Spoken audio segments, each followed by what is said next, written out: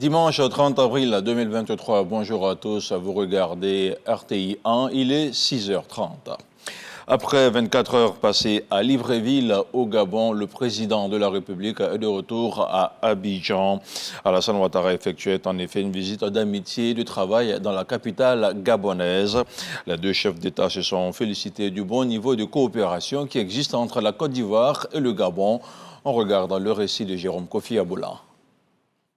24 heures, temps tout à fait suffisant pour les présidents ivoiriens et gabonais de se parler. Les échanges se sont déroulés à Libreville à l'occasion d'un déplacement du président Alassane Ouattara ce samedi dans la capitale gabonaise. Il s'agit précisément d'une visite d'amitié et de travail à l'invitation du président Ali Bongo Ondimba. Les deux chefs d'État ont saisi cette opportunité pour parler coopération avec un accent particulier mis sur les problèmes d'environnement. Cette visite est une visite d'amitié, une visite fraternelle et bien évidemment, cela nous donne l'occasion d'échanger sur les questions relatives à la coopération entre la République gabonaise et la République de Côte d'Ivoire. Et sur ce point, j'ai pu vous dire que les choses se passent bien. D'ailleurs, le président Ali Bongo a tout à l'heure instruit le Premier ministre gabonais d'avoir une séance de travail avec ma délégation pour préciser un certain nombre de points, notamment la prochaine rencontre de la grande commission mixte qui permettra de prendre des décisions sur un certain nombre de dossiers.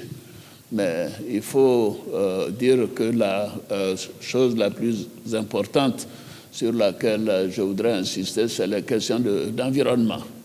Et féliciter le président Bongo pour le One Forest Summit qui a donné un éclat particulier aux conséquences de cette situation de pollution générale dans le monde sur le continent et ses conséquences, et en même temps dire à quel point le poumon qui est donc la forêt gabonaise, la forêt équatoriale, contribue à alléger les choses. Cette visite a également permis au président Alassane Ouattara d'aborder la question de la monnaie unique de la zone franc.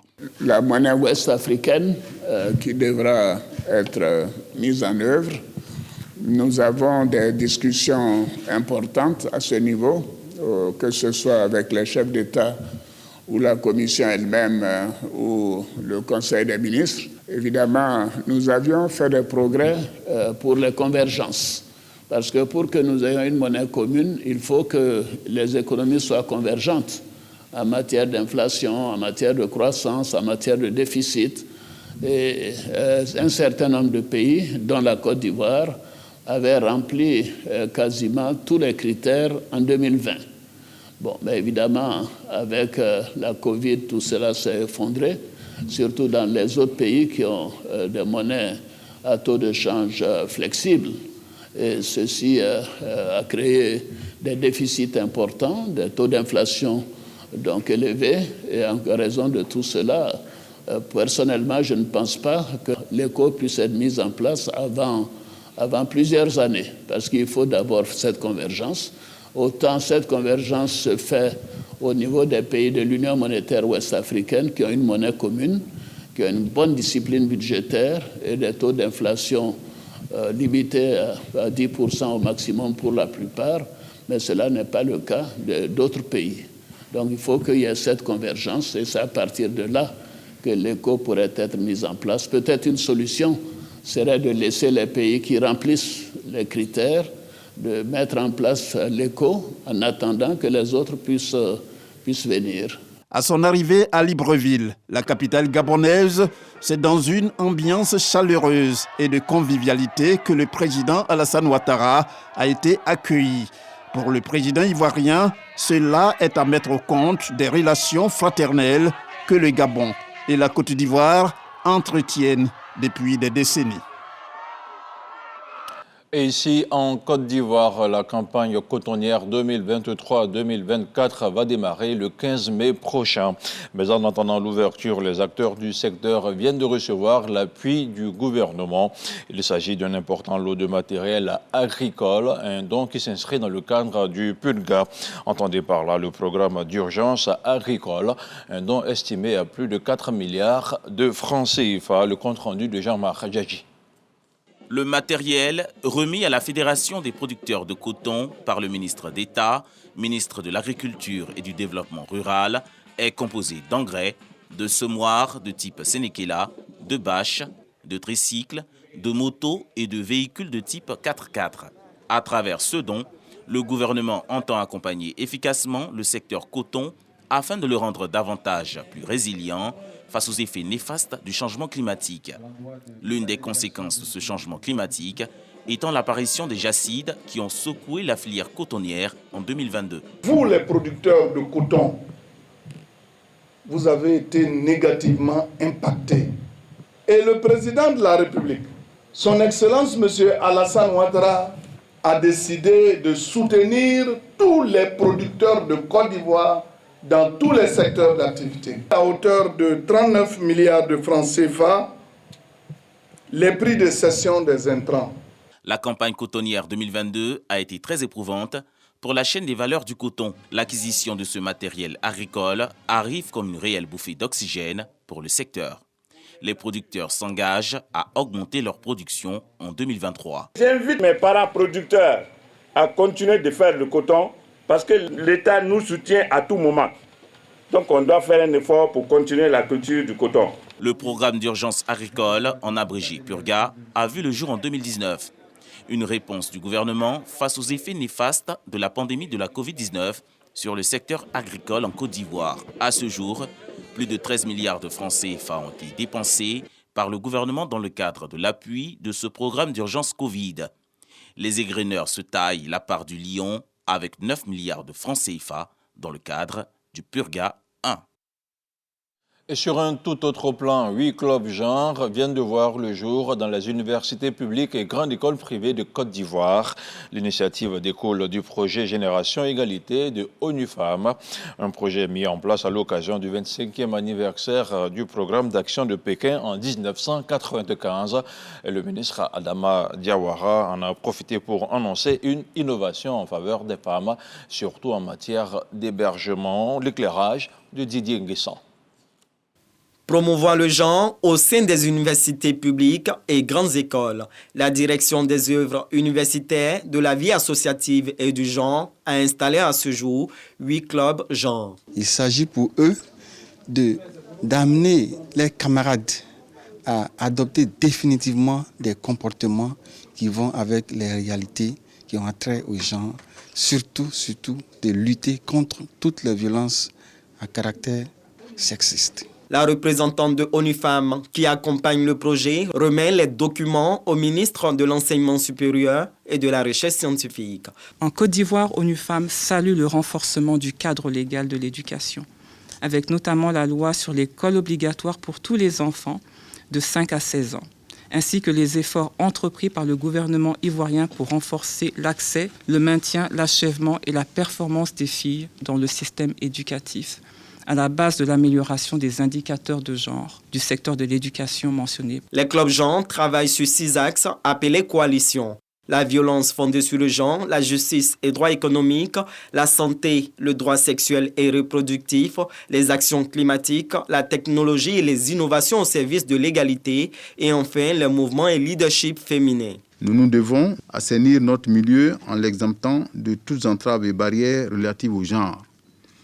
Aborder cette tendance apparaît comme un impératif majeur dont l'atteinte passe par des efforts à entreprendre pour réduire les inégalités et assurer l'autonomisation de la femme. Adama Diawara a annoncé l'assignation progressive aux filles des cités universitaires de Mermoz et Rivera 2. On parle maintenant d'éducation avec le concours national d'entrée au CAFOP qui a été lancé hier samedi à Abidjan, mais qui se déroule sur l'ensemble du territoire national. C'est la ministre de l'Éducation nationale et de l'alphabétisation, Mariatou Koné, qui a donné le coup d'envoi des épreuves écrites. Cette année, ce sont au moins 66 000 candidats qui ont été enregistrés sur la ligne de départ, contre 46 000 l'année dernière à la même période. Khalil Diomandé, Patricia Omouetia. Ce sont précisément 66 823 candidats qui frappent aux portes du CAFOP, Centre d'aptitude et de formation pédagogique pour la session 2023. Comme à l'accoutumée ce matin au lycée d'Andokwa de Yopougon, les prétendants sont soumis au contrôle avant de rejoindre les salles de composition.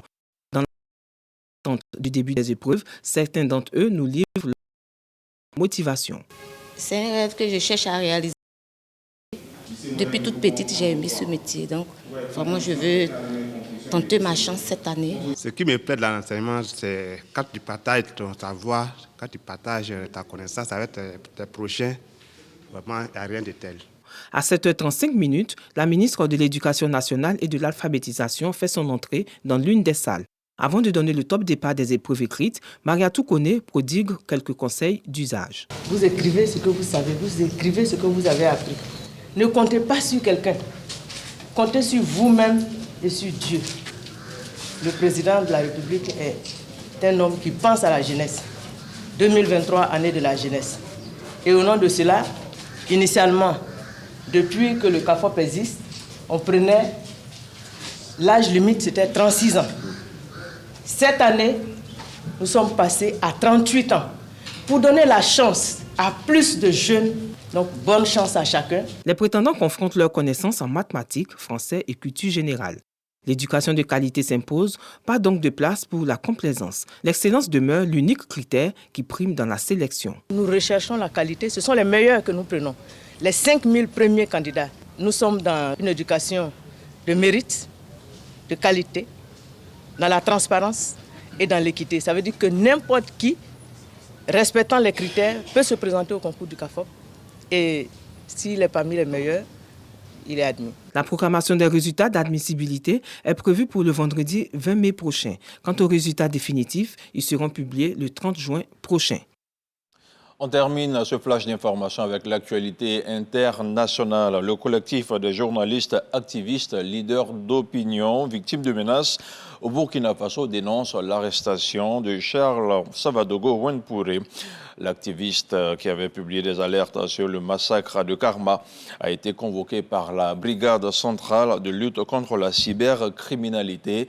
Le collectif dénonce une cabale montée de toutes pièces par les autorités, une cabale pour mettre sous éteignoir un activiste qui y dérange. Le collectif exige par ailleurs la liberté sans délai de Wenpouré Charles Savadogo. Il demande aux autorités de cesser ces traques des journalistes et des activistes. Et puis on termine avec du sport, du football. Dans l'Hexagone, Toulouse n'a fait qu'une bouchée du FC Nantes en s'imposant sur le score de 5-1 en finale de Coupe de France samedi soir. Le Cap-Verdien Logan Costa a notamment participé au succès de son équipe en inscrivant un doublé dans les 10 premières minutes de la rencontre. Après donc 66 années d'attente, Souloud remporte sa deuxième Coupe de France. Et c'est la fin de ce flash d'information. Merci de rester sur RTI 1. L'info continue, bien sûr.